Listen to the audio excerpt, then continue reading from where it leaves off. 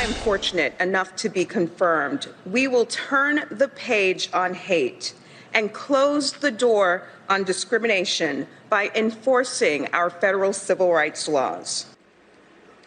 That was a woman called Kristen Clarke speaking at an event last week for her new boss, President-elect Joe Biden.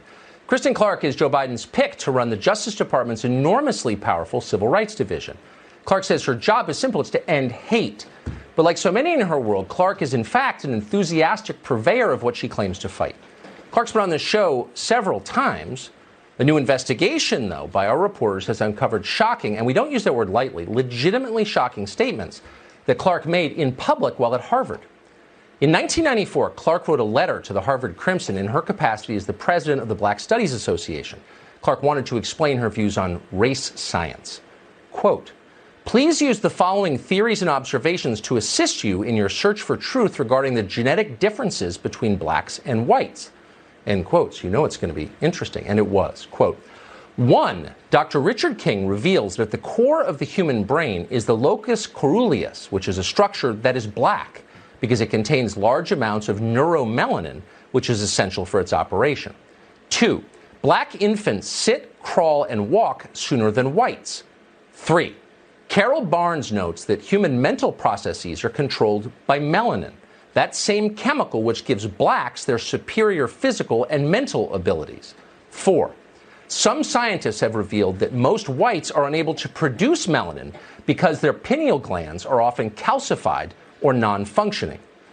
Pineal calcification rates with Africans are 5 to 15%, Asians 15 to 25%, and Europeans 60 to 80%.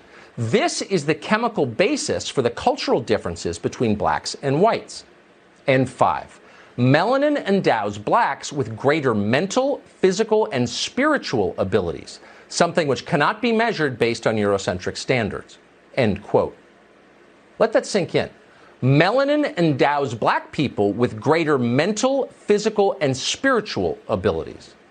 No, that's not an editorial from the Final Call, Louis Farrakhan's free newspaper. That is a direct quote from the person Joe Biden is about to put in charge of this country's civil rights laws.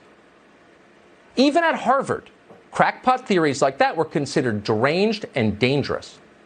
After an outcry on campus, Kristen Clarke suggested that she didn't necessarily believe what she had written. Now, the Harvard Crimson, a left-wing paper, did not buy that explanation. Well, does she or doesn't she, wrote the editors. So far, she has given us every indication that she does. And indeed, she did. Just a month later, Kristen Clarke invited the noted Trinidadian anti-Semite, Tony Martin, to speak on campus. Martin, then a professor at Wellesley College, was the author of a self-published manifesto called The Jewish Onslaught. In it, Martin chronicled the, quote, escalating Jewish onslaught against black people. Now, for Martin's fans, like Kristen Clarke, Martin's speech at Harvard did not disappoint. He attacked both Jews and Judaism as a religion. Tony Martin spent his final years giving speeches to Holocaust denial organizations on topics such as, quote, tactics of organized Jewry in suppressing free speech, end quote. Kristen Clarke strongly approved of Tony Martin, and we're not speculating, because as she told the Crimson after his speech, quote, Professor Martin is an intelligent, well-versed black intellectual who bases his information on indisputable fact.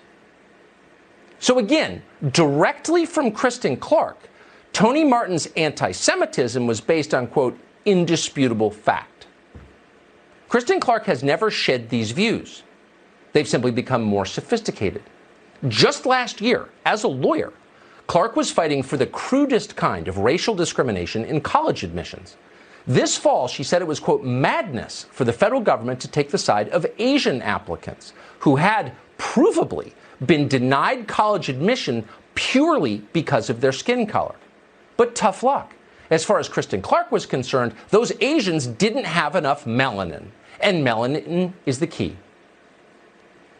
Speaking of madness, in a sane country, someone like Kristen Clarke would be under investigation by the Civil Rights Division, not running it. How crazy have we become? Well, we will see if Clarke's nomination gets to the U.S. Senate. And if it does, we're in serious trouble. Parler isn't the only tech company fighting back against what